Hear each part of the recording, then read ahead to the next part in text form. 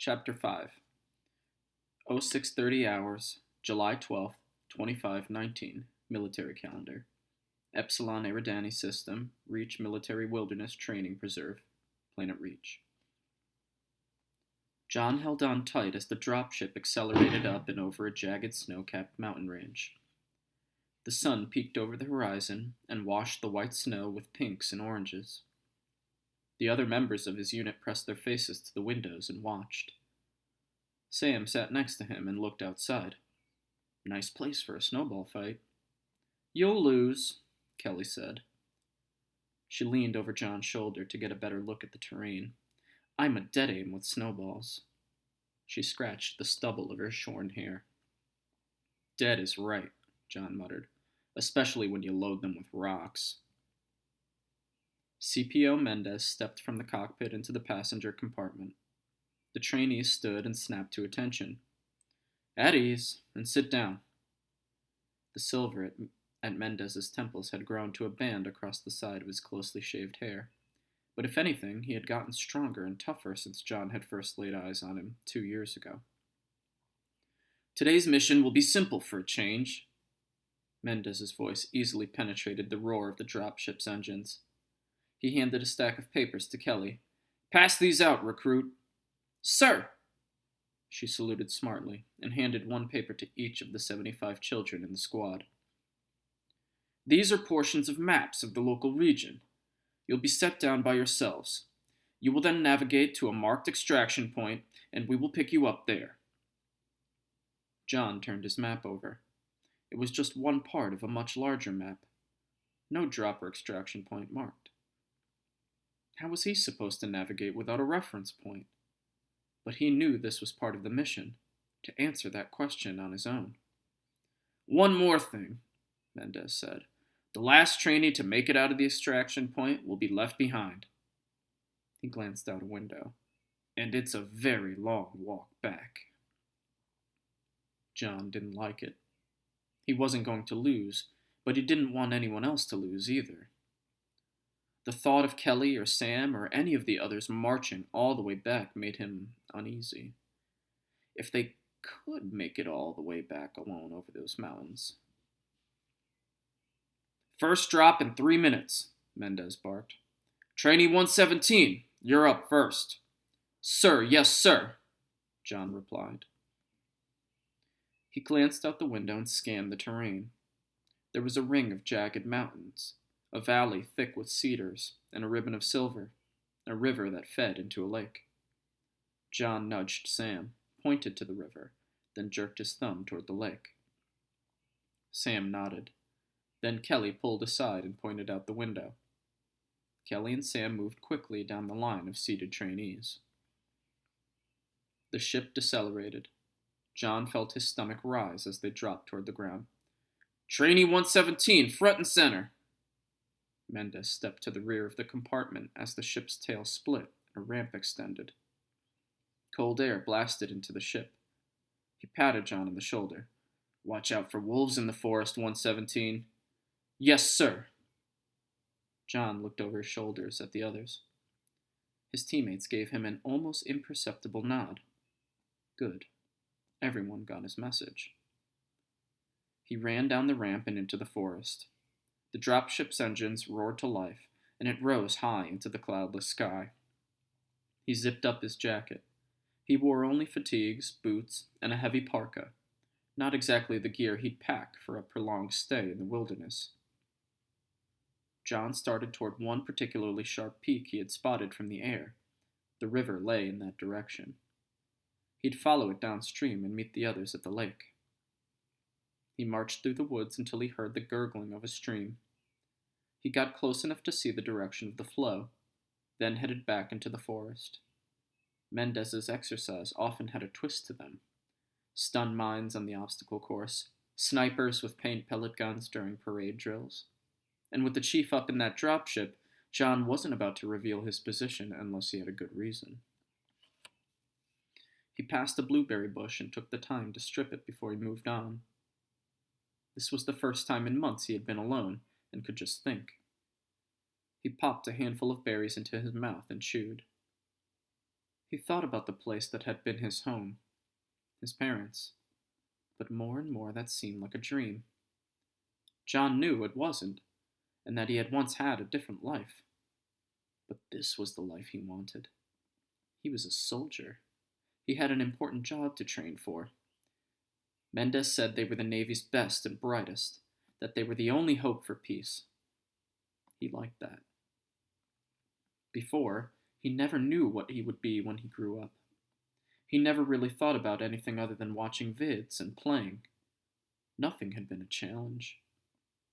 Now, every day was a challenge and a new adventure. John knew more things, thanks to Deja, than he ever thought he could have learned at his old school. Algebra and trigonometry, the history of 100 battles and kings. He could string a trip line, fire a rifle, and treat a chest wound. Mendez had shown him how to be strong, not only with his body, but strong with his head, too. He had a family here. Kelly, Sam, and all the others in his squad. The thought of his squad mates brought him back to Mendez's mission. One of them was going to be left behind.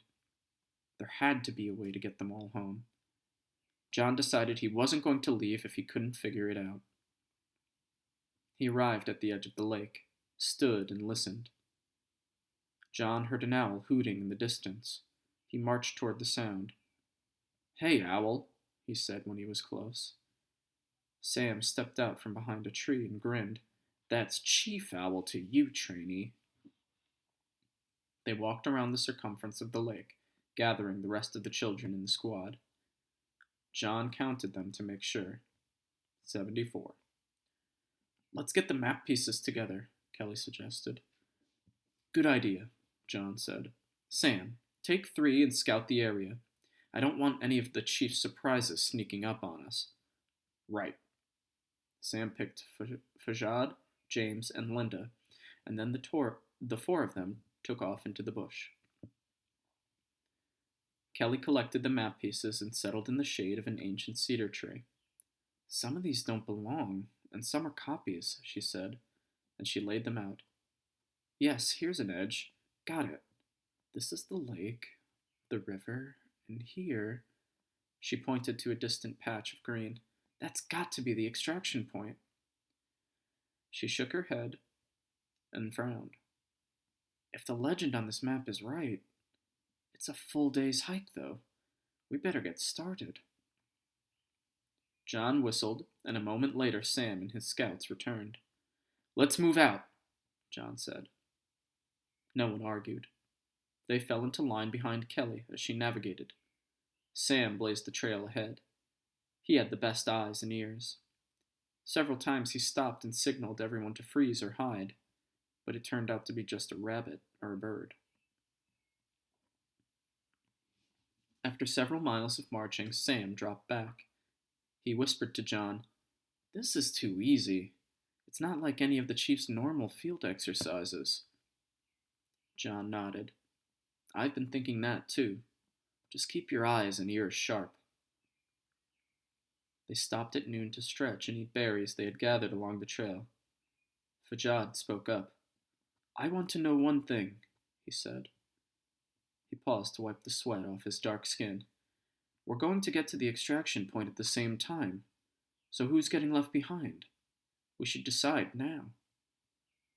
"Draw straws," someone suggested. "No," John said and stood. "No one's being left behind. We're going to figure a way to get all of us out." "How?" Kelly asked, scratching her head. "Mendez said—" "I know what he said, but there's got to be a way. I just haven't thought of one yet. Even if it has to be me that stays behind, I'll make sure everyone gets back to the base." John started marching again. "Come on, we're wasting time." The others fell in behind him. The shadows of the trees lengthened and melted together as the sun turned the edge of the sky red. Kelly halted and motioned for everyone else to stop. "We're almost there," she whispered. "Me and Sam will scout it out," John said. "Everyone fall out and keep quiet." The rest of the children silently followed his orders. John and Sam crept through the underbush and then hunkered down at the edge of a meadow. The dropship sat in the center of the grassy field. Her floodlights illuminated everything for 30 meters. 6 men sat on the open launch ramp, smoking cigarettes and passing a canteen between themselves. Sam motioned to drop back. "You recognize them?" he whispered. "No. You?" Sam shook his head. "They're not in uniform. They don't look like any soldiers I've ever seen. Maybe they're rebels. Maybe they stole the dropship and killed the chief." "No way," John said. "Nothing can kill the chief. But one thing's for sure. I don't think we can just walk up there and get a free ride back to the base. Let's go back." They crept back into the woods and then explained the situation to the others. "What do you want to do?" Kelly asked him. John wondered why she thought he had an answer. He looked around and saw everyone was watching him, waiting for him to speak. He shifted on his feet. He had to say something. "Okay, we don't know who these men are or what they'll do when they see us, so we find out." The children nodded, seeming to think this was the right thing to do. "Here's how," John told them. "First, I'll need a rabbit." "That's me," Kelly said, and sprang to her feet. "I'm the fastest." "Good," John said. "You go to the edge of the meadow, and then let them see you. I'll go along and hide nearby and watch. In case anything happens to you, I'll report back to the others." She nodded. "Then you lure a few back here. Run right past this spot. Sam, you'll be out in the open pretending like you've broken your leg." "Gotcha," Sam said. He walked over to Fajad and had him scrape his shin with his boot. Blood welled from the wounds. "The rest of you," John said, "wait in the woods in a big circle. If they try to do anything but help Sam—" John made a fist with his right hand and slammed it into his open palm. "Remember the moose and the wolves?" They all nodded and grinned. They had seen that lesson many times in Deja's classroom. "Get some rocks," John told them. Kelly stripped off her parka, stretched her legs and knees. "Okay," she said. "Let's do this." Sam lay down, clutching his leg. "Oh, it hurts. Help me." "Don't overdo it," John said, and kick some dirt on him. "They'll know it's a setup." John and Kelly then crept toward the meadow and halted a few meters from the edge. He whispered to her. "If you want me to be the rabbit—" She slugged him in the shoulder, hard. "You think I can't do my part?" "I take it back," he said, rubbing his shoulder. John moved off 10 meters to her flank, took cover, and watched. Kelly emerged at the edge of the meadow, stepping into the illumination from the dropship's floodlights. "Hey," she said, and waved her arms over her head. "Over here! You got any food? I'm starving." The men slowly stood and pulled out their stun batons. "There's one," John heard them whisper. "I'll get her. The rest of you stay here and wait for the others." The man cautiously approached Kelly, a stun baton held behind his back so she couldn't see it. She stayed put and waited for him to get closer. "Hang on a sec," she said. "I dropped my jacket back there. I'll be right back." She turned and ran. The man leaped after her, but she had already vanished into the shadows. "Stop!" "This will be too easy," one of the other men said. "Kids won't know what hit 'em," another remarked. "Fish in a barrel." John had heard enough. He ran after Kelly, but realized that neither he nor the other man had a chance to catch her. He halted when he got close to where Sam lay. The man stopped. He looked around, his eyes not quite adjusted to the dark, then spotted Sam on the ground holding his leg. "Please help me," Sam whimpered. "It's broken." "I got your broken leg right here, kid." The man raised his baton. John picked up a rock. He threw it, but missed. The man spun around. "Who's there?" Sam rolled to his feet and darted away. There was a rustling in the forest, then a hail of stones whistled through the trees, pelting the man. Kelly appeared and sidearmed a rock as hard as she could and hit the man dead center in the forehead. He toppled and slammed into the ground. The other children moved in. "What do we do with him?" Sam asked. "It's just an exercise, right?" Fajad said. "He has to be with Mendez." John rolled the man over.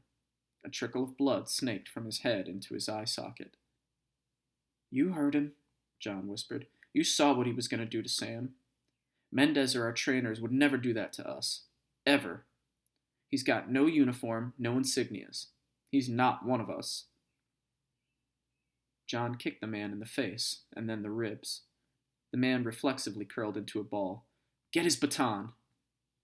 Sam grabbed the weapon. He kicked him, too. "Now we go back and get the others," John told them. "Kelly, you be the rabbit again. Just get them to the edge of the clearing, duck out, and let us do the rest." She nodded and started back to the meadow. The rest of the squad fanned out, collecting rocks along the way. After a minute, Kelly stepped onto the grassy field and shouted, "That guy fell and hit his head! Over here!" The 5 remaining men stood and ran toward her. When they were close enough, John whistled. The air suddenly swarmed with stones. The men held up their hands and tried to protect themselves. They dropped and covered their heads. John whistled again, and 75 children charged, screaming toward the bewildered men. The men got up to defend themselves. They looked stunned, like they couldn't believe what they were seeing. Sam smashed his baton over a man's head. Fajad was hit squarely in the face by one man's fist, and he fell. The men were overwhelmed by a wave of flesh, beaten to the ground with fist and stone and boots, until they no longer moved. John stood over their bleeding bodies. He was mad. They would have hurt him and his squad. He wanted to kick in their skulls. He took a deep breath and then exhaled. He had better things to do and bigger problems to figure out. Anger would have to wait. "Want to call Mendez now?" Sam asked, as he pulled Fajad shakily to his feet. "Not yet," John told him. He marched onto the dropship. No one else was on board. John accessed the comm system and opened the mail link. He linked up with Deja. Her face appeared, a scratchy hologram hovering over the terminal. "Good evening, Trainee 117, she said. "Do you have a homework question?" "Kind of," he replied. "One of CPO Mendez's assignments." "Ah." After a moment's pause, she said, "Very well. I'm in an Albatross dropship. There's no pilot, but I need to get home. Teach me to fly it, please." Deja shook her head. "You are not rated to fly that craft, Trainee, but I can help. Do you see the winged icon in the corner of your screen? Tap it 3 times. John tapped it, and 100 icons and displays filled the screen. "Touch the green arrows at 9 o'clock twice," she told him. He did, and then the words "autopilot activated" flashed on screen. "I have control now," Deja said. "I will get you home." "Hang on a second," John said, and ran outside. "Everyone on board! Double time!" The children ran onto the ship. Kelly paused and asked, "Who's getting left behind?" "No one," John said. "Just get in." He made sure he was the last on the ship, then said, "Okay, Deja, get us out of here." The dropship's jets roared to life, and it rose into the sky. John stood at attention in Chief Petty Officer Mendez's office. He had never been in here. No one had. A trickle of sweat dripped down his back. The dark wood paneling and smell of cigar smoke made him feel claustrophobic. Mendez glowered at John as he read the report on his clipboard. The door opened and Dr. Halsey walked in. Mendez stood, gave her a curt nod, and then sat back in his padded chair. "Hello, John," Dr. Halsey said. She sat across from Mendez, crossed her legs, and then adjusted her gray skirt. Dr. Halsey, John replied instantly. He saluted. None of the other grown-ups called him by his first name, ever. He didn't understand why she did. Trainee 117, Mendez snapped. Tell me again why you stole UNSC property, and why you attacked the men I had assigned to guard it. John wanted to explain that he was just doing what had to be done, that he was sorry, that he would do anything to make it up. But John knew the chief hated whiners almost as much as he hated excuses.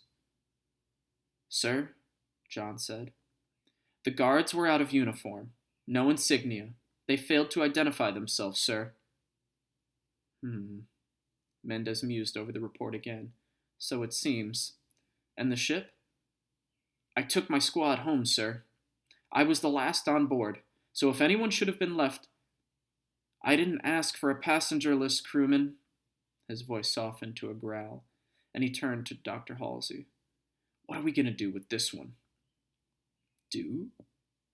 She pushed her glasses higher on her nose and examined John. I think that's obvious, Chief. Make him a squad leader.